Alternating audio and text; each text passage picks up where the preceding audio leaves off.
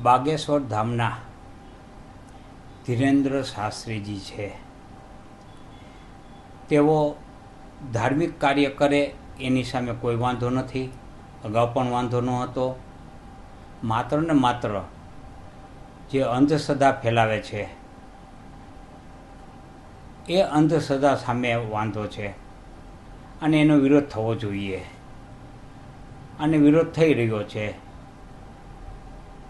કારણ કે લોકોને અંધશ્રદ્ધામાં રાખીને તેનો ગેરલાભ લેવો એ પણ ગેરકાયદેસર છે. પરંતુ કેટલાક સંગઠનો પ્રેરિત આવા કાર્ય થાય છે અને લોકોને અંધશ્રદ્ધા તરફ તે દોરી જાય છે. તે ચિંતાનો વિષય છે. આવું થવું ન જોઈએ. ને અંધશ્રદ્ધાનો મહાકુંભ કહી શકાશે. આ કોઈ ધાર્મિક કાર્યક્રમને બદલે અંધશ્રદ્ધાનો મહાકુંભ નો કાર્યક્રમ છે એ રાજકોટમાં યોજાશે. એ આપણા કમનસીબ છે. આપણે એને રોકી શકતા નથી. આનાથી બચવા માટે કાયદો કરવામાં આવેલ છે, પણ કાયદાની અમલવારી કરવાવાળા કોણ? પ્રશાસકો છે. પ્રશાસકો છે એ રાજકીય દબાણ હેઠળ કાયદાની અમલવારી કરતા નથી. કારણ કે અહીંયા મતનો પ્રશ્ન આવે છે. આવા લોકો સામે સખ્તાઈથી પગલાં લેવા જોઈએ. આવા લોકો સામે કાયદેસરની કાર્યવાહી કરવી જોઈએ અને આવી અંધશ્રદ્ધાઓ ફેલાવતા બંધ થાય તેવું આયોજન કરવું જોઈએ.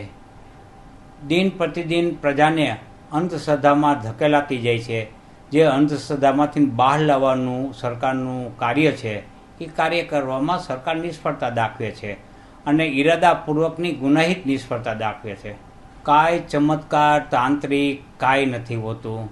તમે કોઈ પણ ભૂવો હોય, કોઈ પણ ચમત્કારિક બાબા હોય, કોઈ પણ અઘોરી હોય, એને મારી પાસે લેવો, મારી ઉપર મેલી વિધિ અજમાવે, હું આવવા તૈયાર છું.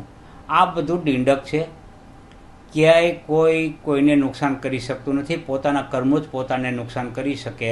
બાહ્ય આવા તાંત્રિક બાબાઓ કે જે કાંઈ અઘોરીઓ કે જે કાંઈ હોય તે કોઈને કાંઈ નુકસાન કરી શકતા નથી.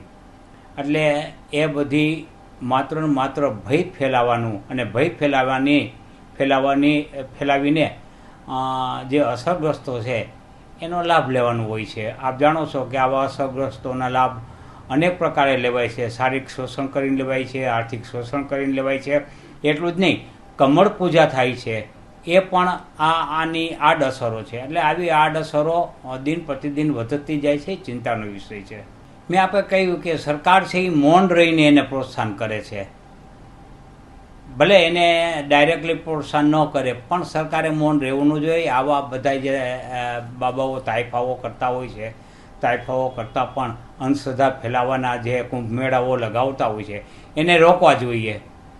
પણ એ રોકવામાં સરકાર ક્યાંક ને ક્યાંક મતનું રાજકારણ આવવાથી તેઓ આ બાબતને અમલવારી કરી શકતા નથી.